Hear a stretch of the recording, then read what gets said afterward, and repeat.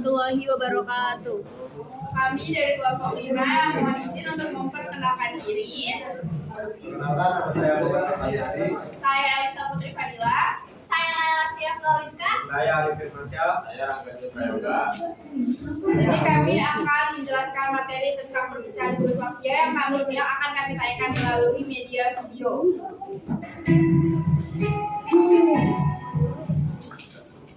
Halo teman-teman, selamat datang di channel Garis Besar, channel yang membahas sejarah secara garis besar. Hari ini kita akan membahas sejarah singkat pecah dan sejarahnya Yugoslavia.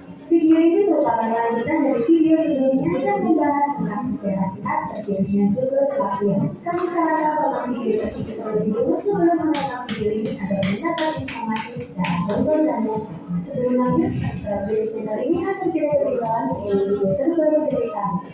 Serta kalian akan membantu perkembangan channel ini. Saat dunia kedua, Yugoslavia baru muncul dengan bentuk negara yaitu federasi di bawah pemerintahan komunis. Yugoslavia baru terdiri dari 6 negara bagian, yaitu Republik Sosialis Slovenia, Republik Sosialis Kroasia, Republik Sosialis Bosnia Herzegovina, Republik Sosialis Montenegro, Republik Sosialis Makedonia, Republik Sosialis Serbia yang di dalamnya terdapat 2 daerah otonom yaitu Vojvodina dan Kosovo. Setiap negara memiliki perwakilan partai komunis atau yang disebut Liga Komunis. Khusus untuk Republik Sosialis Serbia terdiri dari 3 liga komunis yaitu Liga Komunis Serbia, Liga Komunis Vojvodina, dan Liga Komunis Kosovo. Pembagian wilayah negara bagian tersebut didasarkan pada etnis mayoritas, agama mayoritas, dan sejarah masing-masing daerah. Dasar pembagian wilayah negara bagian tersebut menggambarkan bahwa Yugoslavia merupakan negara yang multi etnis.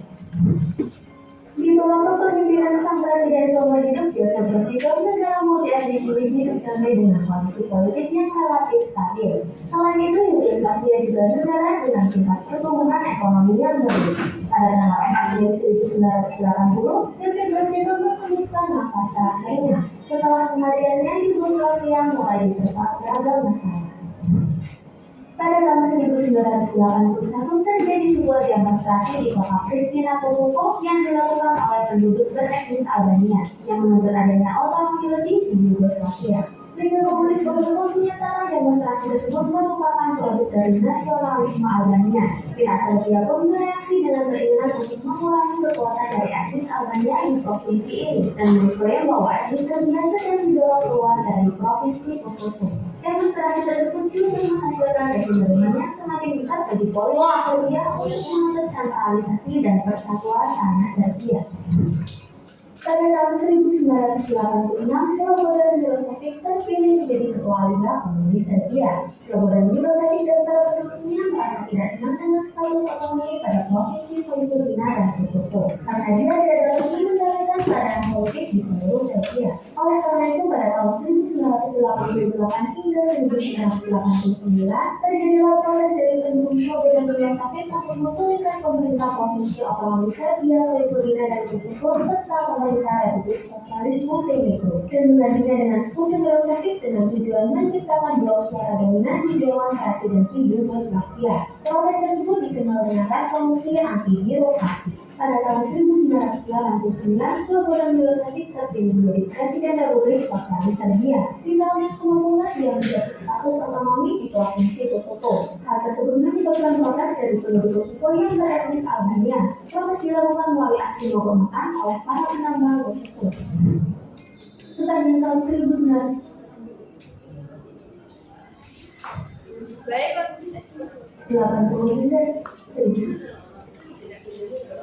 Baik, untuk teman-teman semua, di sini kami akan menjelaskan secara singkat mengenai materi tentang perpecahan Yugoslavia. Yugoslavia itu merupakan suatu negara yang berbentuk Republik Federasi Sosialis yang berada di Eropa. Yugoslavia ini juga terdiri dari 6 suku bangsa republik. Salah satunya yaitu bangsa Serbia, Kroasia, Slovenia, Islam Bosnia, Macedonia, dan Montenegro. Perang antar etnis di bekas Yugoslavia ini sangat sulit untuk dihentikan. Salah satu penyebabnya adalah Yang pertama, pihak barat enggan menyelesaikan, yang kedua, PBB kurang berperan, dan yang ketiga, negara-negara non-blok belum berperan dengan baik. Negara-negara baru dan situasi konflik satu bekas Yugoslavia. Negara yang pertama yaitu ada Bosnia dan Herzegovina. Negara ini menetapkan kemerdekaannya pada tanggal 15 Oktober 1991. Saat itu yang menjabat sebagai presiden ialah Presiden Alija Izetbegovic. Di negara ini mayoritas penduduknya yaitu Islam Bosnia yang berpopulasinya sekitar 44%. Negara ini terletak di tengah-tengah wilayah Muslim.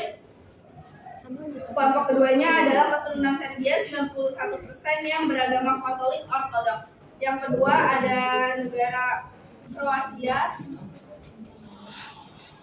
Penduduk asli Kroasia agama Katolik, mayoritas penduduknya adalah keturunan dari Serbia. Yang ketiga, Slovenia. Penduduk mayoritas dari bangsa Slovenia sehingga kawasan ini terhindar dari kemelut seperti negara tetangga. Yang keempat, Macedonia. Penduduk mayoritas Macedonia terdiri dari bangsa Slovenia, Yunani dan Yunani di selatan. Mereka mayoritas negara Islam. Yang kelima, Serbia dan Montenegro merupakan dua negara bagian Yugoslavia yang masih tetap mempertahankan keberadaan Federasi Yugoslavia dan mewariskan militer bekas Yugoslavia. Upaya perdamaian di negara-negara bekas Yugoslavia untuk meredakan konflik di bekas negara Yugoslavia dan memastikan ketiadaan pasukan Serbia dan gerilyawan. Serbia Bosnia, yang pro-Serbia Bosnia, Herzegovina, dunia internasional mengambil sikap dan tindakan sebagai berikut.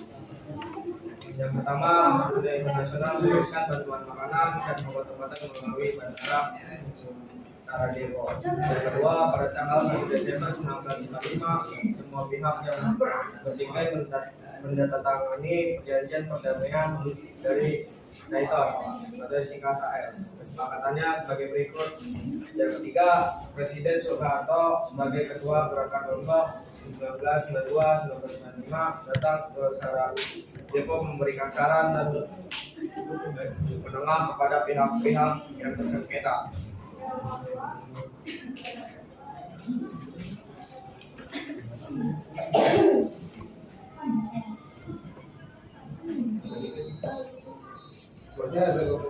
Bosnia Herzegovina satu negara yang menjadi sebuah kesatuan, yaitu Bosnia Kroasia yang menguasai 51% dengan luas wilayah dan Serbia yang menguasai 46% dari luas wilayah. Yang kedua, Sarajevo menjadi kota terbuka dan di bawah Federasi Bosnia Kroasia. Yang ketiga, wilayah kota muslim Bosnia Kroasia dapat terhubung dengan Sarajevo. Keempat, para pengungsi diizinkan kembali ke tempat tinggal masing-masing. Tiga, situasi terkini di Federasi Yugoslavia sudah dijelaskan bahwa hanya Serbia dan Montenegro dua negara yang mempertahankan Federasi Yugoslavia. Namun kini nama Yugoslavia sebagai negara sudah tidak ada lagi. Keputusan itu diambil di rapat parlemen pada 4 Februari 2003.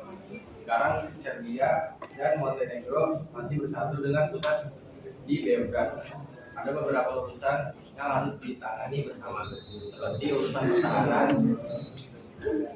kebijakan luar negeri, hubungan ekonomi internasional, dan hak asasi manusia.